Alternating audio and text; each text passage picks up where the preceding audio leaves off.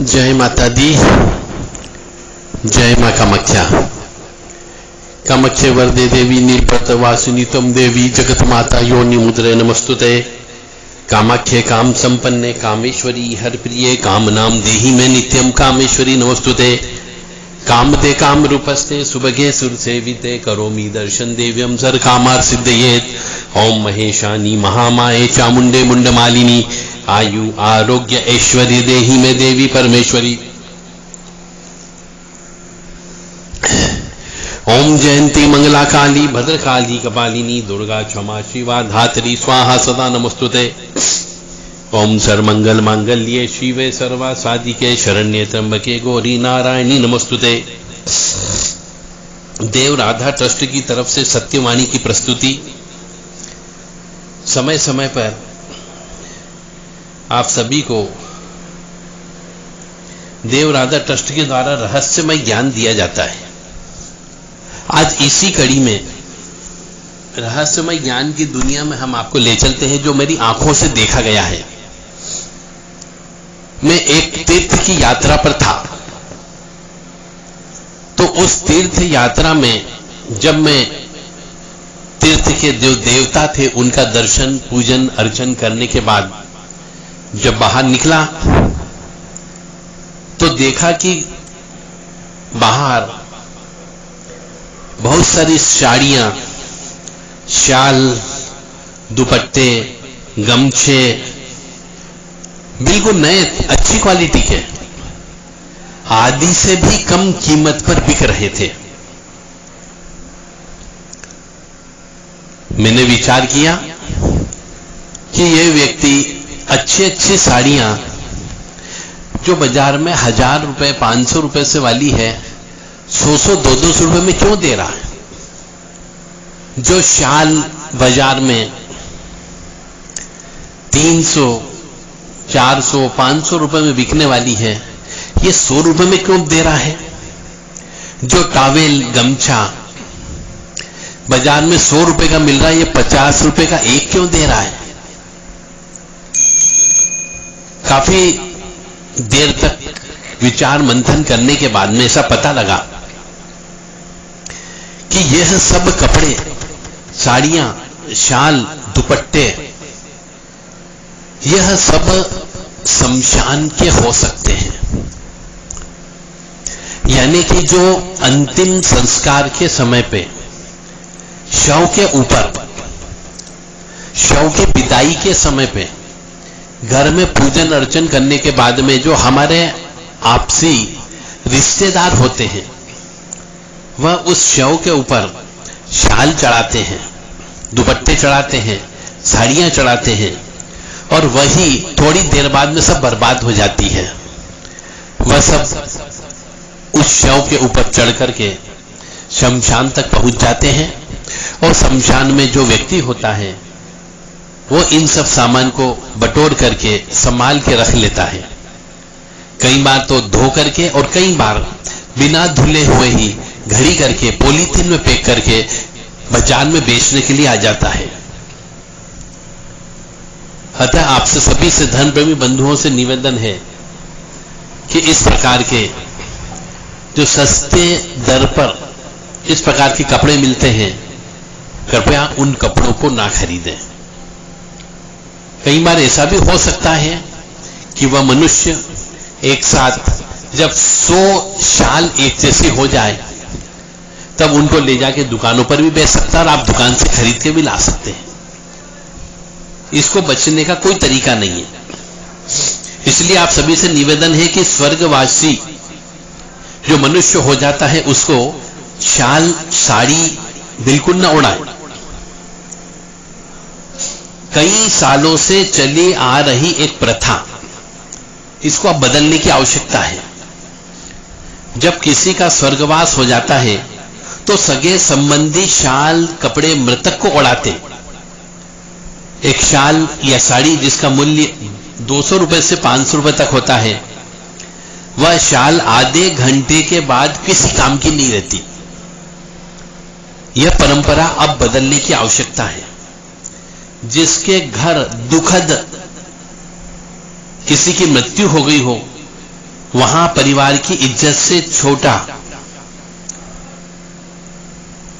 एक छोटा सा डब्बा वहां शव के पास रख देना चाहिए और शाल के पैसे और साड़ी के पैसे उसमें डाल देना चाहिए। यदि जरूरी भी हो तो मृत देह को परिवार व ससुराल के पक्ष की केवल 2 साल साड़ियां कपड़े उड़ाएं, बाकी परिवार से शाल के नाम से आए पैसों से गाय को घास खिला देना चाहिए, पक्षियों को दाना डाल देना चाहिए, या वह सारे पैसे इकट्ठे करके गौशाला या किसी अनाथ आश्रम को दान दे देना चाहिए। क्योंकि इस तरीके से आप शव के ऊपर जो कपड़े चढ़ाते हो वो कपड़े बाजार में बिकते हैं और वो कपड़े कई बार बिना धुले किसी के घर पे पहुंच जाते हैं तो स्वतः तंत्र भी हो जाता है और इस तरीके से एक नहीं कई परिवारों का नुकसान भी होता है। क्योंकि ऐसा कहा जाता है कि शव के ऊपर चढ़ा हुआ शाल या फिर शव के ऊपर चढ़ी हुई साड़ी या शव के ऊपर चढ़ा हुआ कोई भी टॉवेल यदि किसी के घर में चला जाता है तो उसके घर में तंत्र विद्या हो जाती है, कष्ट आने लगते हैं और तरह तरह की परेशानियां भी उत्पन्न हो जाती हैं। अतः आप सभी धन प्रेमी बंधुओं से निवेदन है कि आप शव के ऊपर कोई भी साड़ी या शाल या कोई दुपट्टा या कोई गमछा न उड़ाएं और बजाय उस पैसे का मृतक के व्यक्ति के यहां पर जब भी कोई कार्यक्रम होता हो तो उस कार्यक्रम में यथाशक्ति यथा योग सामर्थ्य के अनुसार सहयोग करें। इससे आपको भी लाभ होगा और कई परिवार तंत्र बाधा उत्पन्न होने से बच जाएंगे। यह मेरे द्वारा इसलिए वीडियो बनाया गया, ऑडियो बनाया गया कि मैंने अपनी आंखों से देखा है कि शव के ऊपर चढ़ी हुई शाल घड़ी करके पॉलीथीन में लपेट के दुकानों पर बिकने के लिए चली जाती है और दुकान से बिक करके कईयों के घरों में चली जाती है।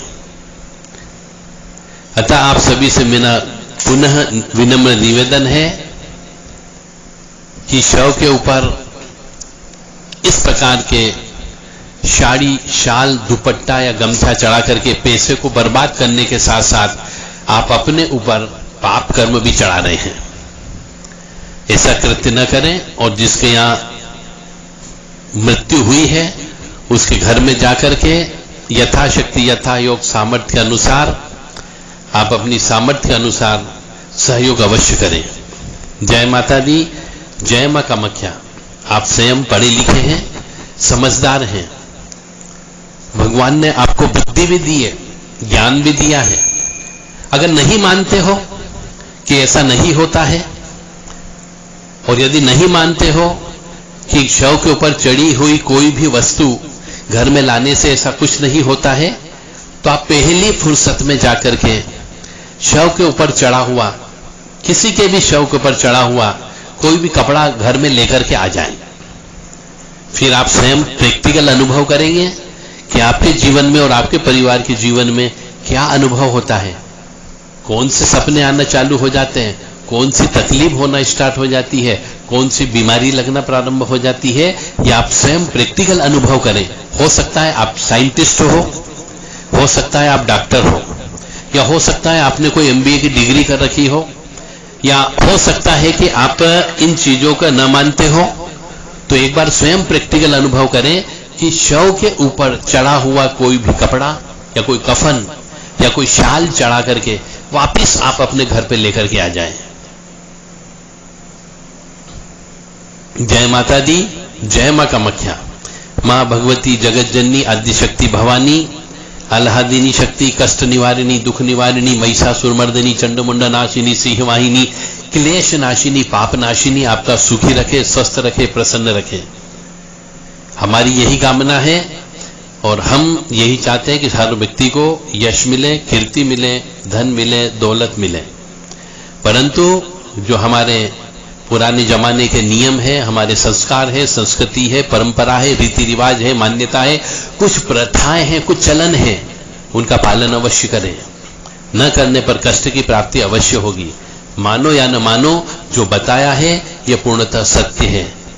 यदि आपके यहाँ पे कोई इस प्रकार की क्रिया करने से कोई तंत्र मादा हो जाती है, तो फिर आप अपने पड़ोसी का या अपने भाई का, अपनी भाभी का, अपनी जेठ जेठानी का, अपने सामने वाले का, किसी का भी झूठा नाम न लें, क्योंकि तंत्र विद्या तो होगी ही होगी। यदि ऐसा कोई कृत्य किया गया है तो उसका फल तो भोगना ही होगा। मानो या न मानो, यह पूर्णतः सत्य है। यदि आपके परिवार में किसी को भी किसी भी प्रकार की रात को सपने में गंदे सपने आते हो, शमशान मरघट मसान नजर आता हो, जलती हुई चिता नजर आती हो, छोटे छोटे बच्चे नजर आते हो, या फिर कोई मांस खाता हुआ नजर आता हो, आपके पितृ रोते हुए नजर आते हो, ये जो व्यक्ति मर चुके हैं वो व्यक्ति नजर आते हो, तो आप समझ जाओ आपके ऊपर ऊपरी बाधा अवश्य लगी हुई है। उसका इलाज करवाइए। इलाज करवाने के लिए संपर्क कर सकते हैं 9893128047, केवल व्हाट्सएप के माध्यम से संपर्क करें, या फिर 7649862712, ये भी व्हाट्सएप नंबर है। इस नंबर पर भी आप अपनी नाम, पता और अपना जो अनुभव है, जो सपने आते हैं, उस सपनों को बता करके आप संपर्क कर सकते हैं, केवल व्हाट्सएप के माध्यम से। कृपया फोन लगाने की जरूरत न करें। फोन लगाएंगे आपका फोन नहीं उठेगा, इसलिए आपसे विनम्र निवेदन है कि ये जो नंबर है, ये व्हाट्सएप नंबर है, इन पे आप अपनी समस्या व्हाट्सएप के माध्यम से संदेश प्रेषित करें। जय माता दी, जय मां कामाख्या।